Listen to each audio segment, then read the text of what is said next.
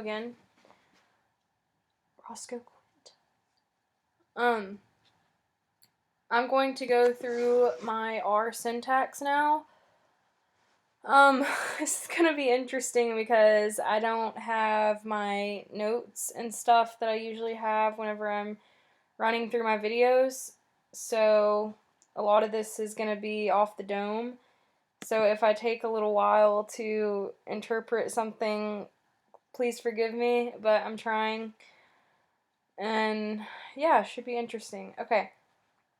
First, I'm going to attach my data. And then I'm going to load in these libraries.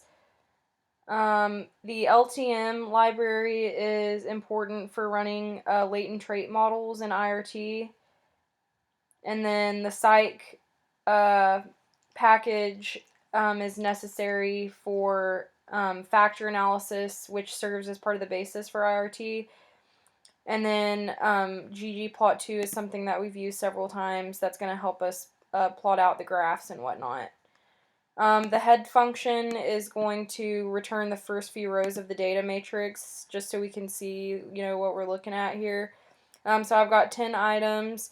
In my conceptual video, I was talking about how my data had 10 items and 200 responses. Because of some weird stuff that I was getting in the outputs, I changed up the data and I now have like 500 responses, I think. So if that doesn't align, then that's why. So the data that I'm using here has 500. Okay, so describe function is a alternative to the summary function, or like the basic summary function, and it's best suited for IRT and psychometrics. So we're gonna run that. We get all of this information. We get number, so we see that we don't have any missing data. We have some means here. The standard deviation makes sense. All this stuff is gonna kind of be, or most of this stuff is gonna kind of be irrelevant given the nature of the data. It's just 0 and 1. So let's see. Okay, so the first step is going to be fitting the model. This is going to involve estimating the item difficulty, and this is calculated based on how participants responded to the items. So this is what I'm actually naming it, as we see the arrow here. This is the rash function, and this is me specifying the data that I want it to pull from. Also, this computer is like really slow at giving output sometimes. It's actually been surprisingly fast, but then sometimes I'm like, where is my output? And then like 5 minutes later it shows up. So hopefully that doesn't happen here. Next I'm going to use the summary function to get the output of this line of code that we just made. So this is actually going to give the output of that object that was just specified. Okay. So here we have what's called z-values. A z-value that is higher than 1.65 is going to tell you that the difficulty parameter is significantly greater than 0. Item difficulty can't be negative, and this is going to be at a p level, or at a p equals 0.05 level. So the higher the difficulty estimates show that the item needs a higher level, like basically you need more of the trait to have a 50-50 chance of getting the item correct. So again, I don't have any notes, so I have a few, but not like as many as I prefer to have just whenever I'm recording. So let's see then, 1.65. So we have some that are approaching 1.65. But not really any that go over it. This goes over in the opposite direction. So I guess that means, since it's a z-value, does that mean that it's an easier item? Items like this? I'm not like completely sure. Anyways. So that's what these are, those Z values. Okay, so the next part is the plot function. So the next step is to plot the ICCs, which are the item characteristic curves. And these are the logistic curves that I spoke about in my other video that come from fitted rash models. So you're going to have latent trait or ability on the x-axis and the probability of a right answer on the right axis. Or y-axis, sorry. Okay, so this is like super weird.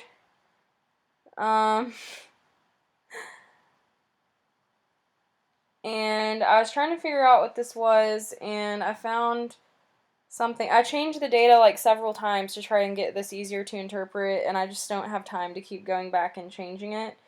So I found information about how there are several different shapes of ICCs. There's 3 main shapes that correspond to 3 different formulations about how items combine into a scale. This appears to be what they call a spanning item. So as you can see, it's essentially a straight line stretching across the range of entity variation. A spanning items line may start as a low probability value and then rise higher. We kind of have that here. I mean, like, it's not completely straight. It doesn't go like completely straight across. It just very, very gradually gets a little bit higher. A rising line means that the item is unlikely to have a value of 1, with entities having a low score on the interval scale. The item is likely to have a score of 1 for people having a high score on the interval scale, and the probability of the item being valued at 1 increases regularly for people between the low and high positions on the scale. Okay. So basically these items aren't really, I guess, that great, is what that's telling us. Because it's not really, like, helping us differentiate. So I don't really know what was up with my data, but I mean, I used randomized data on Excel like 3 times and kept getting this. So I guess it's just like bad luck or something, but anyways, that's what that means.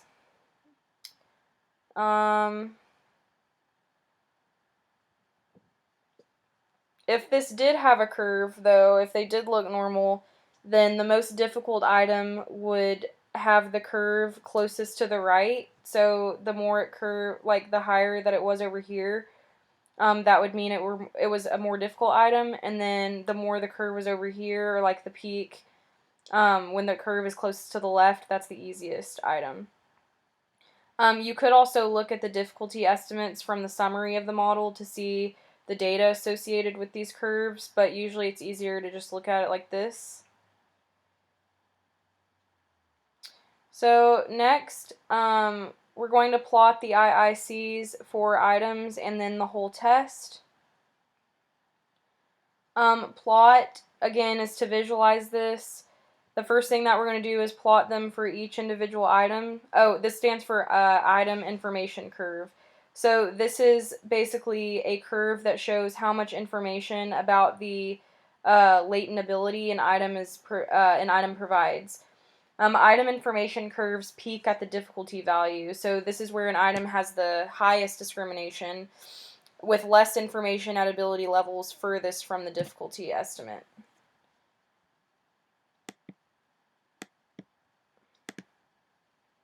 Okay, this one looks way better than that last one, or it's easier for me to interpret at least.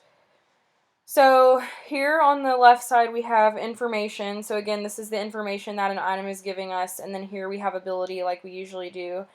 So as you can see, item 2 gives us more information about very low ability levels, and item 10 gives us the most information about people at the highest ability levels.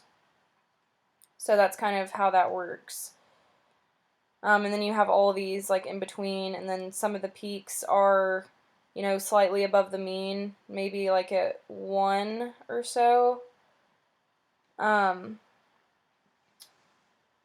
So since this is a one parameter logistic model, this is important to note. So all of the ICCs and IICs for the items might have the same shape, but this wouldn't be the case in models that are like 2PL or 3PL. So the next part is plotting the information curve for the entire test. This is the sum of the individual IICs that we saw in the previous plot. So you want to test with fairly good coverage of a wide range of latent ability levels. That's what you're, striving for. But many tests are only going to do a good job of identifying a certain range of ability levels. So here we go with that. That looks pretty good, really.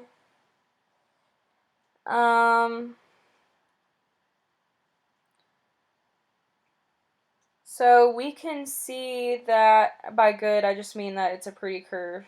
I'm still trying to figure out if it's good, as in a good test. So let's see, the peak is at 0. So it gives the most information for pretty average ability levels. It looks like, it literally looks like theta is at 0. So this test doesn't really do a great job of discriminating between high and low ability levels, which is something, that we want. So the next part is individual item fit to model using the item fit function. And the simulate p-value is basically like a Monte Carlo simulation. So this is going to produce a reference distribution for comparison to the model that we specified earlier for this model right here. And then t just means true. Okay, so we did that, but we can't get an output yet. Or can we? Sometimes it takes a while for it to show up.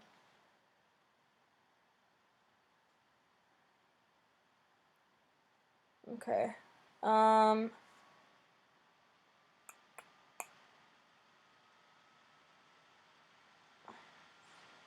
Okay. It's not giving us an output, so I guess that part doesn't have one. So a small p-value is going to indicate, oh, showed up, look, there it goes. Okay.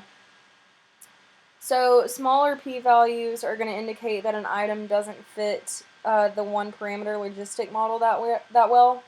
And if there are many small p-values, then you might want to consider running a different model, such as a 2-parameter logistic model instead of a 1 or maybe a 3-parameter logistic model.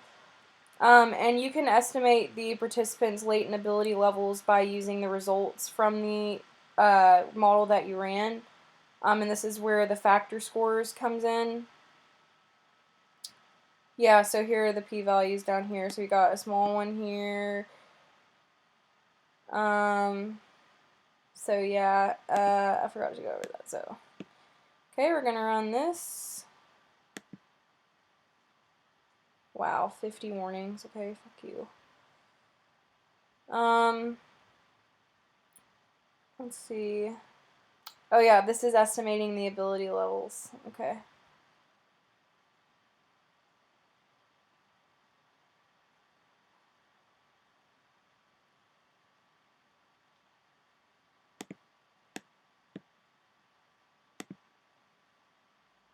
I'm gonna see if it gives me an output.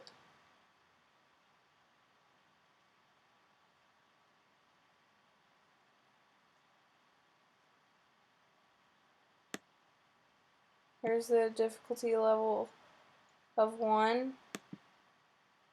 I guess. And then you can also plot the density curve of the participants' estimated ability scores using the plot function.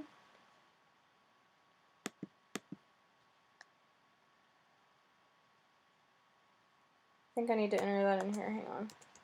Plot. Oh, this might be where I'm missing. Okay, I don't know how that got erased. Okay, that's why I was confused. Okay. Okay, here we go. I don't know how that left, or I forgot to put it in. Okay, so here again we can see that the mean ability is roughly 0. Again, maybe like just a super tiny bit above 0, but I mean it basically looks like it's 0. So yeah, this test is again not very good at differentiating between people of high and low ability. Now the last thing that we're going to do is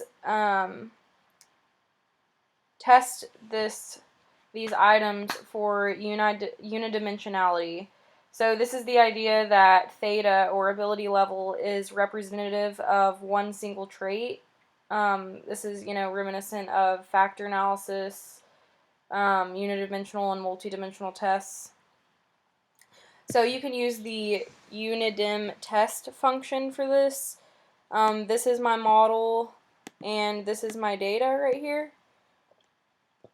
So run that. Last time it took quite a while to get this output, like 30 seconds. So let's wait for that.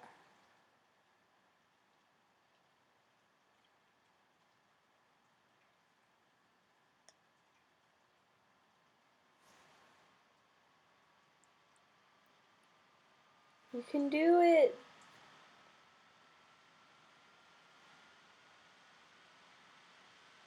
Still loading.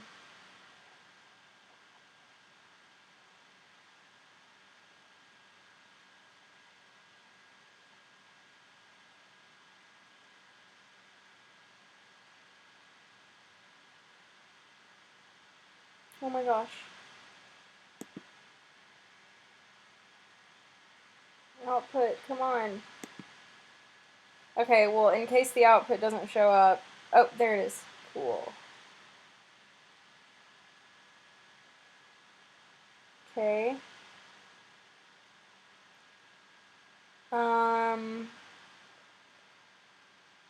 The p-value is not significant.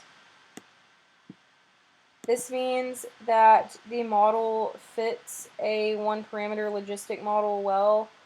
If the p-value was significant, then you would want to consider using a different model for the data. This is just correlations, so that could be useful if you're like developing a test or something, but I'm not going to do that right now. Anyways, yeah, that's what that is. And then overall, this test isn't really good, and it doesn't really differentiate between varying ability levels. It's not really going to give you a lot of information about, or it's not going to discriminate very well between high ability and low ability. It's really going to give you the most information about average people, which isn't really helpful at all. So yeah, over.